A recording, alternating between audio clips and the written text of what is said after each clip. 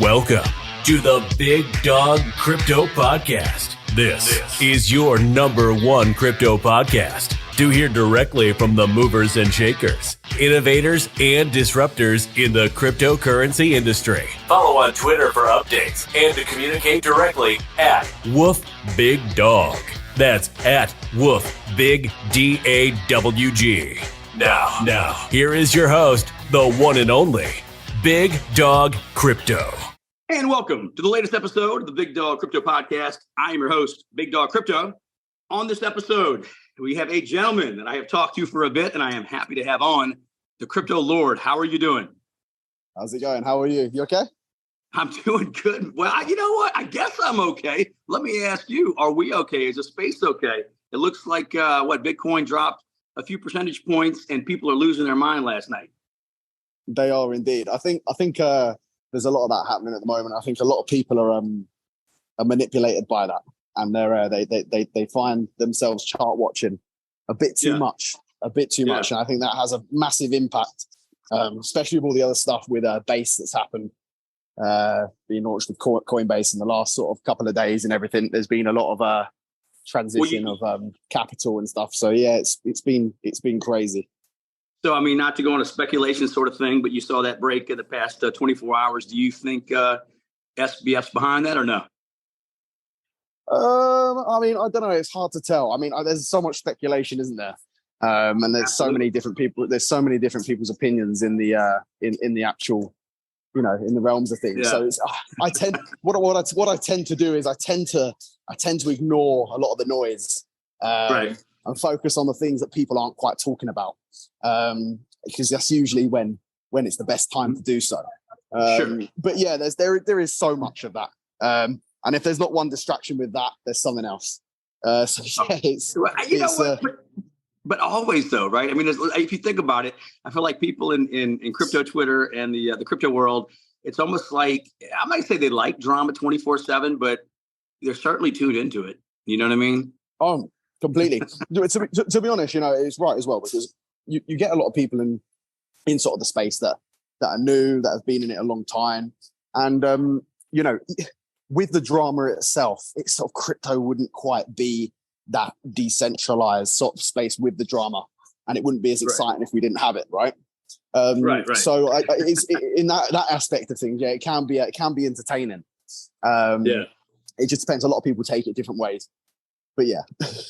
No, there's no doubt. There's no doubt. So let me ask you, to look at the space, let's kind of get right into it. One of the main things that I get a lot of questions about, and I'm sure you do too, especially new people in the space, and particularly the ones that, let's just say, got in, let's say at the last high, right? Let's say in the end of 2021. And I get the messages, oh my gosh, are we ever going to have another bull run? I mean, I've heard we will, we might, any alt season. I mean, when you look at that and people ask you, or they ask for suggestions, what do you tell them? I mean, to be honest, I feel like we've been held down for such a long time now. If it isn't, let's say, China saying they're going to ban crypto for the 100th time, if it isn't, someone else from the SEC saying anything to do with Gary Gensler or the rest of them saying this is now a security, that's a security. I think for anyone that's new in the space, it can be extremely off-putting instantly for them. And the sort of advice that I sort of give them is, to be honest, ignore the sort of mainstream media where you get that funded media that's, for instance, Coinbase are going to now delist every single asset except Bitcoin because they're not classing that as a registered security. Now, for me, that's just absolute scaremongering to new people coming into space, especially for those that may have just downloaded, let's say, for instance, started on a Coinbase wallet. Right. Or a Coinbase app. I think what I try and do is, there's a lot of people that sort of enter the space and they think, how do I start? How do I begin my journey? And I tend to think that I wish I had started my journey with someone explaining to me that the best way to do it is to start basically trading decentralized without relying on an exchange. Now, for me, I put my money into an exchange and I stick it in something, and I don't have any sort of knowledge or experience on, let's say, for instance, tokenomics of a project, or why a use case or community is important. and what's behind it and who's behind it. Right. You would see green candles, you would see the narrative of people talking about it, and you'd put your money in.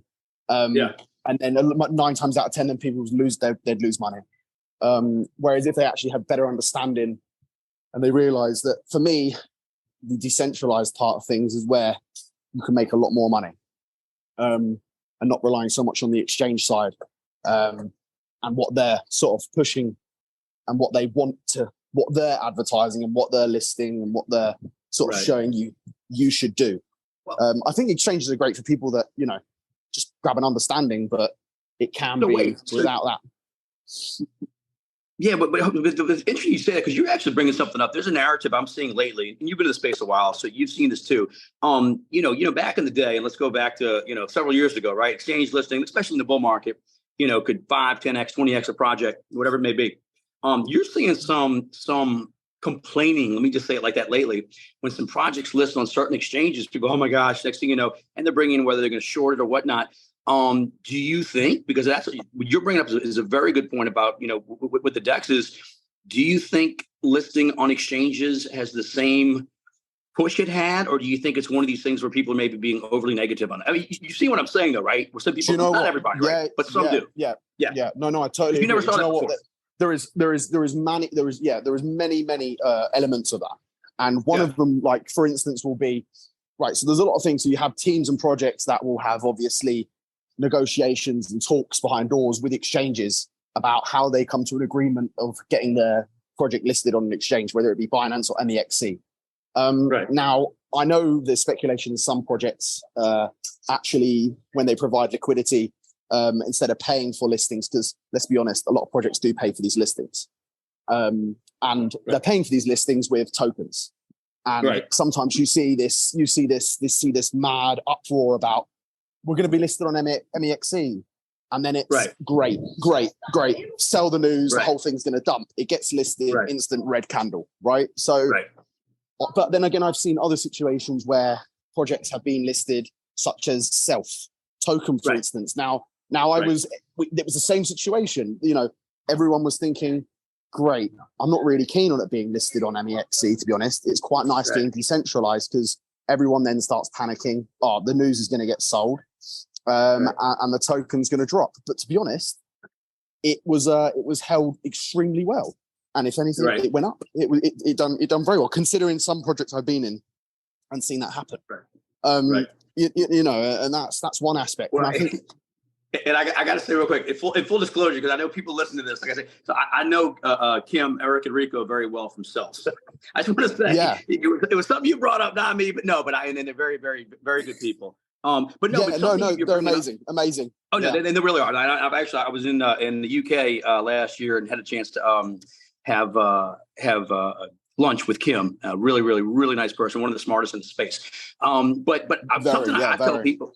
Yeah, it's one of the things I tell people, though, in general, because there's the whole thing about, they listen on MEXC or whatever it may be, and it might go down, like you're talking about being the held. But what I would say is that in general, I don't care what the project is, for liquidity when people are going into that alt, right? And particularly in the bull market, it helps to have.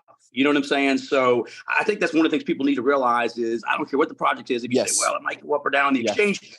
If you're holding an alt long term and you believe in it, right? Your team is going to deliver. You want as much liquidity as possible when the time comes. The project ain't doing anything that doesn't matter. But you know what I'm saying? Like, completely agree. And that's what I say to some. That's what I speak to when I speak to some people. They enter a project and they speak about these things like, is it going to go down? Is it going to go up? But really, to be honest, if you've got conviction in your projects, in your bags that you're investing in, and you see them as a long-term hold, you shouldn't be concerned about the volatility in between that time, because let's face it, it's going to go up and down. The swings are huge. The more money you make, the bigger the swings. It's big. So that happens, and that is another part of the learning. And like you said, because at the end of the day, an exchange for the long-term perspective is probably the best thing for a project, because when it comes to obviously retail and adoption in crypto, when someone enters crypto, like I was saying earlier, I didn't learn the decentralized way. I just downloaded an exchange app. Now, for someone to download an exchange app and buy, let's say, for instance, any token, or let's say MEXC, on MEXC, then it's much easier for them to do that. and understand that process than it would be to go decentralized. And like you said, it creates more avenues and doors for liquidity for that project. So yes, it is in the long-term perspective, it is important that exchanges are there for the project. Yeah. Well, let me ask you this now. How long have you been in the space for? So I've been in the space. So I started dabbling in crypto probably back in 2018, 17, 18.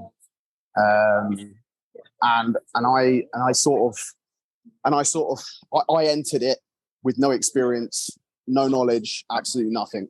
I started, buying bits. I think it was Coinbase, my first exchange I downloaded. Do you remember where you first started Bitcoin?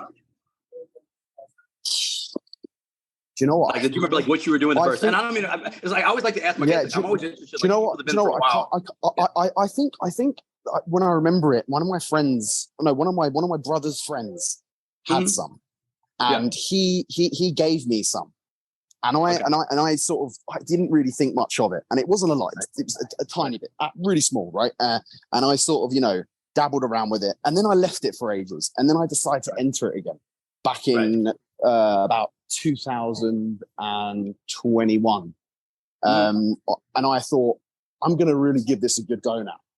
I'm gonna really sit down and focus and understand, because I had a perspective and understanding of it as in, I'm gonna buy these projects that were huge in market capitalization, and their use cases were useless, but I didn't understand that, and I got completely wrecked.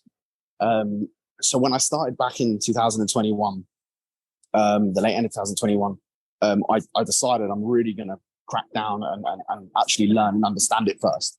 And to be honest, for me, that was massive, because the knowledge was the key for that. And another thing in particular as well was networking with certain people, building friendships in the space and understanding and learning from them.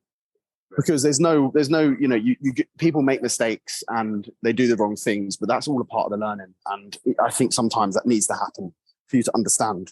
So, to be honest, the last year has been probably the most progressive year for me in all of it, really. And I've never stopped learning, even myself. So I'm constantly learning from people, and I'll never take someone's opinion and shoot it down because I think someone else has said this and I think it's the right thing. I'll trial it and error it. And if I believe that'll work, then I'll try that. So it's all about learning as well in this space. But then there's that fine line, isn't there, between, you got the bad actors out there and the good actors, which is extremely important to understand. Yeah, but that's important. I mean, I think, you always want to stay learning in the space. And obviously, I've always said, pay attention to people that give you good content. Look, people might get calls and all. Some are good, some are bad. But you can see for the most part, people's content have been pretty good. Like I said, I like following your stuff. Your stuff's been pretty spot on. And to me, that's impressive. When I got in, it was like in 17. And look, man, I followed some people that it was just bad. You know what I mean? And I look at it now and I'm like, I wish I had done differently. So I'll ask you, for new people listening that are watching, whatnot, what would you suggest to them, right? Somebody new in the space says, hey, look, I want to learn about stuff. I'm new to this. Do I go to Twitter? Do I go to YouTube? What would you recommend as the best way for somebody new?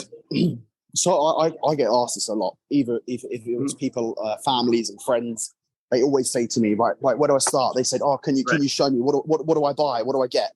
And it's not necessarily about that. What I buy and what I get may not, each individual investor is different, and it's to do with how much capital they have. It's to do with many realms of things. So, when someone comes to me and they ask me, how do I get in? How do I get into it? I particularly say to them, look, the best thing I would do is download a Twitter. I know it sounds really straightforward. Is download Twitter. Right. And they need to get a feel and an understanding and follow crypto content, whether that be narrative content and just an understanding, because what happens is you start to find out, what people are talking about. You get into groups, discussions and discords, and people start talking about certain things, and certain people start helping you. And you build a little community for yourself. And that's the important thing to do. I don't think, a lot of people think that, The most important thing is to download the app, throw some money in a coin, and just wait for it to 100 times when that's never going to happen. You know, it is, isn't it? I'm with you. I mean, but you know, we'd all like that to happen. Wait, it didn't happen. Wait, it didn't happen overnight. It's a scam. Yeah, exactly. Yeah, you know what I mean? Like, yeah. It's a scam. Give it time. Give it time. No, believe it. Give it time. Yeah, exactly, and that's what you get as soon as, you know, why is the price down 30%? You know, right. It is that situation. You know, did you buy all time high? Yeah. Yes. Well then, okay, but no, it's all of that. It's just for me, the big. I think when I look back and think, how did I learn and how did I sort of get where I was? Yeah, I went on Twitter. I just started following certain people. I just started asking questions. I started looking at what was trending, and then I understood why it's trending and why it's doing well, who's involved. I joined spaces, you know, and that's where I grew from there. And I made a lot of mistakes along the way. You know, I made a lot of mistakes. You know, ones that obviously that have taught me well, and you know, I've used to my advantage now, and you know, that's the key thing. So it is, but everyone has different paths. Everyone learns differently as well. You know, there's not one particular way someone will learn and another. I mean, you know, I'm always good interacting with individuals that, you know, have a better understanding than I am and have a conversation with them. A lot of people in the space don't have time to talk, and they don't want to, you know, talk about how they got to where they are and what knowledge they have, and that can be difficult as well. You know, so it's a hard one. So, but yeah. Well, let me ask you this, and I would definitely agree with you on that. When it comes to, we were chatting earlier, let's talk about Binance. Yeah. Some thoughts about that. Right. So, I recently, the creator, the feed.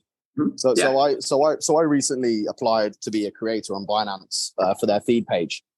Nice. And then obviously I got the notification saying, would like you to do that from Binance. So basically I've started building a profile there, and obviously for me that's important because I want to be able to build my network, not just on Twitter, but I'd like to broaden it to, you know, you'd say one of the world's leading exchanges like Binance. Absolutely, and use my knowledge and understanding to help educate and put information out, but as well as learn myself, because you surround yourself with people in the same boat and the same situation. You know, they want to be doing the same thing.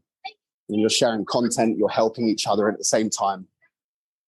It's great what Binance Feed does, because I think they select who they want quite carefully in the respect of, they want it's always good to have controversial content because you get competition, and that's important. Right. Because you get people's opinions, and you need different opinions. You need you know, disagreements, you know, for outcomes. But I saw that as a massive win for me, because obviously I'm trying to build my profile and name on Twitter, and I'm trying to do that obviously, and I'm using a different avenue, Binance, which is their platform that's actually going through beta stage now. So that's really good. So I'm happy about that. And obviously there's different prospects for me for levels and stuff that I can work on and work my way up through that. And then eventually sort of I can host AMAs with certain projects through Binance, and all that. So yeah, I'm really happy about that.